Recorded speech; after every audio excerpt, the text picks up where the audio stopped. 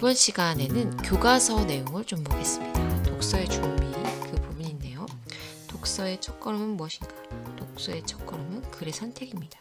수많은 책이 있고 수많은 정보가 있습니다. 그 중에 내가 어떤 것을 읽고 새로운 정보를 얻고 생각의 폭을 넓힐 것인가? 우리는 선택해야 합니다. 자, 두 번째, 글 선택에 있어서 목적에 맞는 글을 선택해야겠죠.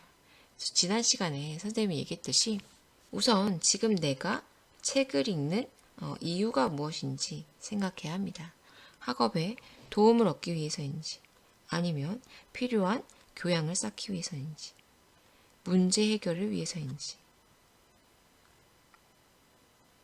여가를 보내거나 다른 사람과의 관계를 원만히 유지하기 위해서인지. 한마디로 말하면 책을 선택하는 첫 번째 단계는 나의 독서 목적이 무엇인지를 확인하는 것이다. 자, 두 번째는 독서 수준에 맞는 글을 선택해야겠죠. 너무 어렵거나 내가 이해할 수 없는 내용으로 이루어진 책은 나에게 크게 도움이 되지 않을 수 있고 때론 또 큰 좌절감을 안겨서 다음 독서로 이어지지 못하는 경우가 있죠. 그래서 나의 능력에 맞는 또 내가 이해할 수 있는 이해력에 맞는 그런 책을 선택하는 것이 좋겠죠. 세 번째는 가치 있는 글을 선택해야 합니다.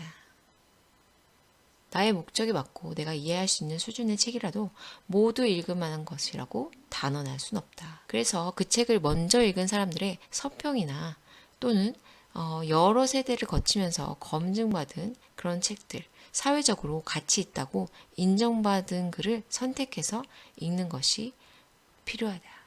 그래서 검증된 도서 목록을 활용하면 좋습니다. 짜잔! 어떻게 에세는 독서에 대해서 이해하고 있는가 같이 보겠습니다. 대부분의 사람들은 독서를 제대로 이해하지 못하며 왜 책을 읽는지조차 정확히 모른다. 어떤 이들은 독서를 교양을 쌓기 위해 힘들지만 부득불 걸어야 할 길로 생각해 잡다한 독서를 통해 상당한 교양을 쌓는다. 또 누구는 독서란 그저 시간을 죽이기 위한 가벼운 소일거리라고 여기니 무슨 책을 읽든지 간에 지루하지만 어차피 다 똑같다고 생각한다. 독서의 잘못된 사례를 이야기하고 있죠. 밀러라는 사람은 교양을 갖추고 자기 지식에서 부족하게 느껴지는 부분을 채우려고 괴테의 에그몬트도 읽고 어느 백작 부인의 회고록도 본다. 결핍된 면에 초조해하며 애를 쓴다는 사실 자체가 교양이라는 것을 외부로부터 끌어들여 와야 하는 것. 그러니까 교양을 노력을 기울여 습득해야 할 어떤 것으로 본다는 얘기다. 결국 아무리 그가 열심히 공부한들 그러한 교양은 생명력이 없고 아무 결실도 맺지 못할 공산이 크다. 한편 마이어 씨는 그래서 두 번째 마이어라는 사람을 이야기하고 있어요. 마이어 씨는 재미로 말하자면 무료에서 책을 본다.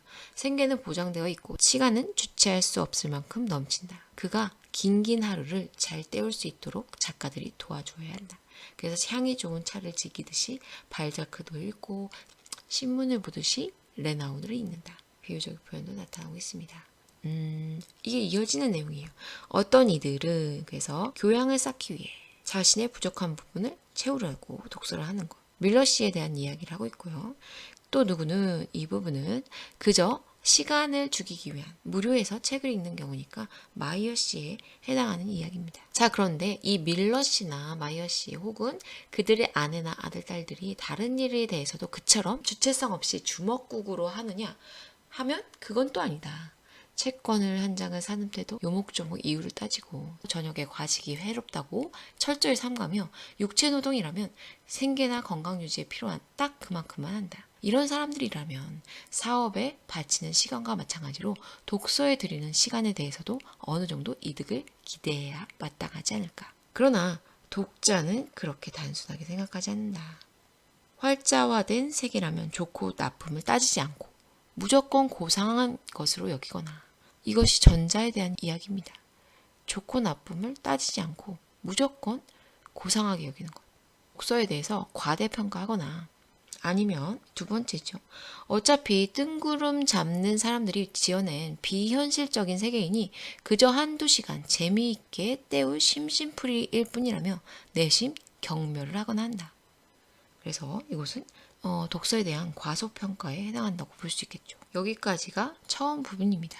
그래서 잘못된 독서를 하고 있는 대부분의 사람들에 대해서 이야기하고 있죠. 독서를 이처럼 과대 또는 과소평가하고 있음에도 밀러 씨나 마이어 씨 할 것 없이 다들 너무 많이 읽는다. 전혀 감동이 없으면서 다른 일에 비해 시간과 노력을 지나치게 바친다. 어쨌든 책 속에는 분명 가치 있는 뭔가가 감춰 있다고 어렴풋이나마 느끼고 있다는 얘기다. 이 책에는 활력과 정신적 고향을 주는 뭔가 숨겨진 힘이 있다고 짐작은 하되 그게 무엇인지 제대로 알거나 평가할 줄 모르는 것이다. 다만 책에 대해서만큼은 유독 뚜렷한 자기 주장이 없이 수동적이고 어영부영한 태도를 보일 뿐이다. 뚜렷한 주장이 없다. 라는 거죠. 주체성이 없다. 라고도 표현할 수 있겠죠. 그 다음에 수동적이고 어영부영한 태도. 요것에 대해서 비판하고 있는 것이죠. 아마 사업을 그런 식으로 하면 금방 망할 텐데 이는 마치 그래서 너 역시나 비유적인 표현이 나타나요. 이는 마치 미련한 환자가 약국에는 좋은 약이 많다면서 칸칸마다 뒤져 온갖 약을 돌아가면서 다 먹어보는 것과 다를 바 없다. 따라서 남독은 결코 문학에 대한 영예가 아닌 부당한 대접이다. 책이란 무책임한 사람을 더 무책임하게 만들려고 있는 것이 아니며 무능한 사람에게 대리만족으로서의 허위의 삶을 헐값에 제공하기 위해 존재하는 것이 아니다. 자, 그래서 글쓴이는 남독을 비판적으로 보이죠. 아무 책이나 닥치는 대로 마구 읽는 것. 모든 약을 다 먹는 것은 미련한 환자의 일이다. 그런 것처럼 책도 마찬가지. 많은 책을 아무 생각 없이 읽는 것은 그죠? 어리석은 독자이다. 이렇게 이야기하고 있습니다. 왜 비판하는가? 독서의 가치에 대해서 이해하지 못한 것이다. 라고 보고 있는 것이죠. 지나치게 무작위로 책을 읽는 것은 독자의 정신적 고향으로 이어질 수가 없고 또 책을 통한 신선한 활력을 얻을 수도 없다라고 이야기하고 있습니다.